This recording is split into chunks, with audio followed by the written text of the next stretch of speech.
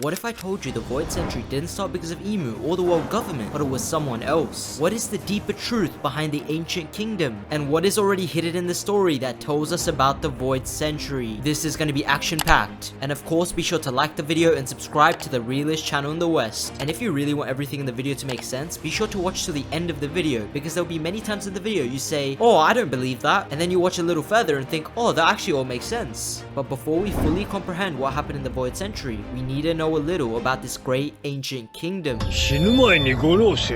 According to Professor Clover, there existed a great kingdom during ancient times, but around 800 to 900 years ago, all traces of this kingdom disappeared. The world government are against the ideals of the great ancient kingdom, clearly, but I believe the leaders of this ancient kingdom had the same ideals as certain members of the D clan, in specific, Monkey D. Luffy and Monkey D. Dragon. And this dream links everything together so far from what we've seen in the story to create a world of harmony. It would follow a very similar trend to what the Straw Hat Pirates follow, wherein most arcs of One Piece, the Straw Hat Pirates go to an island, defeat the villain that oppressed the nation, and in doing so, the Straw Hats are seen as the warriors who fight for the weak, those who free the nation, or those who free the citizens from the years of darkness. And at the end of the arc, there is typically a celebration, a unification of those on the island. And as the arcs go on, the scale of the island and the magnitude of the victory increases until one day, this harmony, unification, or dawn can be brought to the world. And this idea of the dawn would explain all these different races, the minks, the sky people, the people from Alabasta, the fishermen, and the Kozuki clan that all share a symbol of a circle surrounded by 8 orbs, a symbol of the sun, with the idea that eventually a dawn will come once again.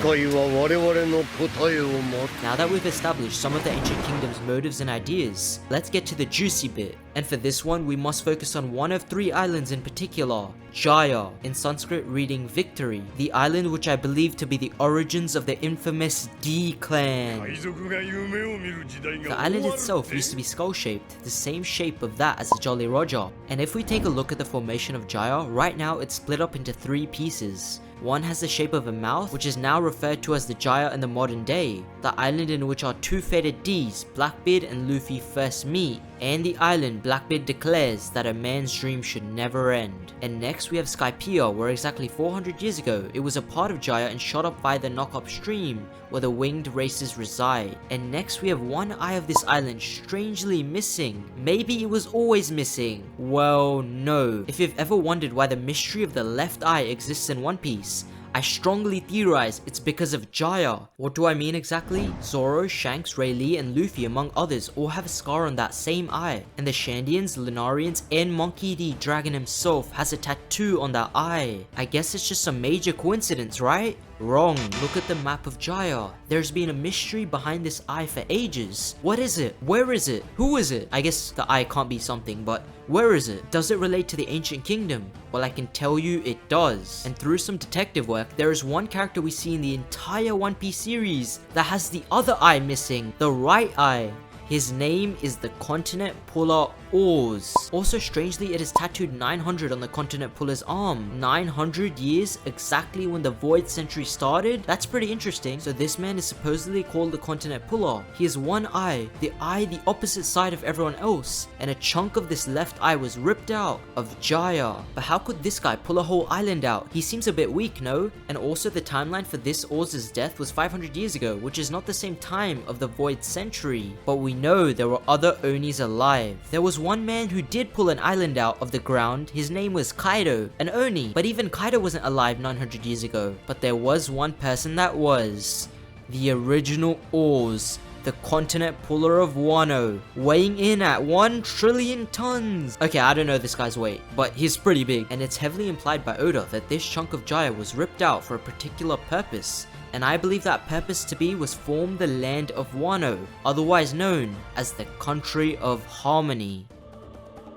Even in the depiction of Skypiea, we see a big ancient giant roaming around, very likely a reference to Oars the First, who now rests in Wano. And this explains why Oars was given the title of Continent Puller and sits on Onigashima, because long ago he constructed Wano, which is composed of 6 different islands formed into one. It seems like it's a perfect climate for the minks to migrate to the Ringo region. Instead of living on a big elephant, the Kozuki samurai could migrate to other regions, and very likely all other races were welcome to Wano Kuni, the Country of Harmony.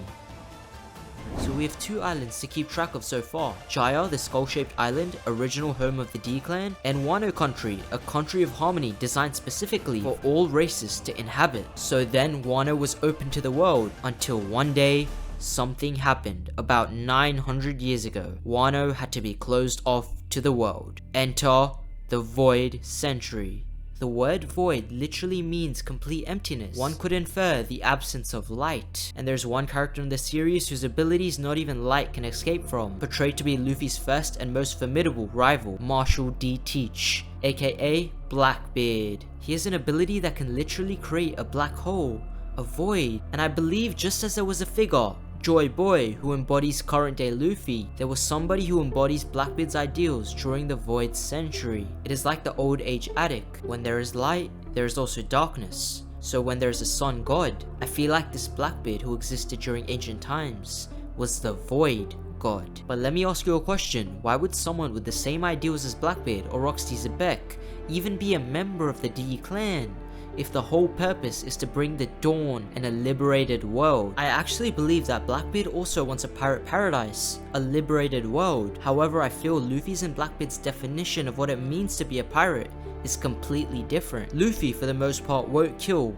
won't steal, won't deceive, or won't manipulate, and fights for the weak. But Blackbeard is the opposite in that regard, and seems to have the attitude that only the strong should survive. I think that's highlighted in Roxy Zebek's crew, whereas subordinate Kaido also believes in the same mentality. There is only one truth in the world: the weak die and the strong survive. I believe this is an ideology Kaido learnt from Rox, but this idea can be proven logically as well. Now follow along with this one. I think that Blackbeard's free world is a pirate paradise where there are no bounds to your freedom. Killing, stealing, deceiving, manipulating, that's all on the table. In this type of world, by extension, only the strong survive. It follows Darwin's model of the survival of the fittest. However, as you can see in this world, it has a very dark undertone.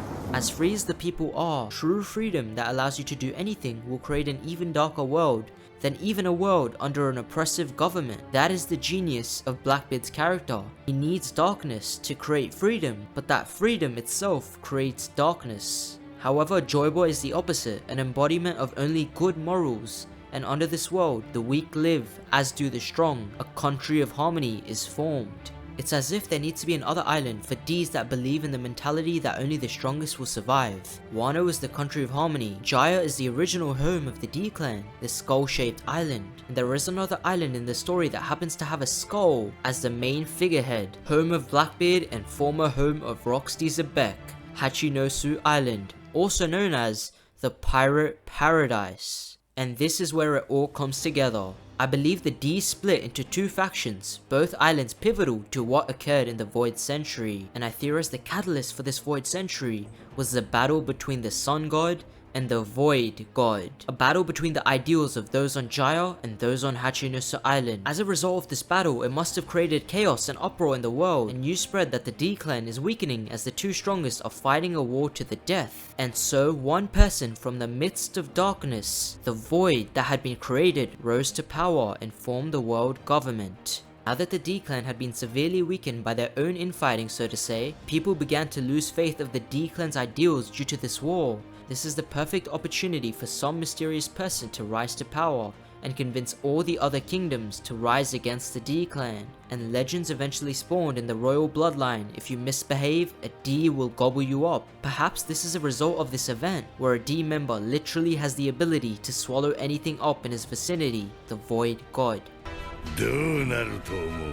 And so the Ds were classified as the enemies of the gods for 2 reasons. One, for the Ds that wanted to create a world of harmony. However, humans, now the world government, may have already garnered hatred to the winged people and the fishermen, so of course they had to be labeled as the enemy of God. And second, one tried to create a world full of darkness, a pirate paradise for sure, but killing, stealing, deceiving and manipulating was all fair play. A world where only the strong will survive. They are too the enemies of the gods. So in essence, the world government tried to keep this balance between light and darkness, and despised the Ds. That is how I feel the Void Century began. Of course, there are various intricacies that could have occurred during the Void Century, but I personally believe this is a very good blueprint. However, in the end, it didn't matter that the Void Century occurred, because there was faith that after these 800 years, Joy Boy would return. And in the current day, it seems Luffy is this Joy Boy who will make the dream of the world of harmony come to fruition. I hope you enjoyed this video. Be sure to like, share, comment, or subscribe. Even if you do one of these things, it's really appreciated. The Realist in the West signing out. Bye for now.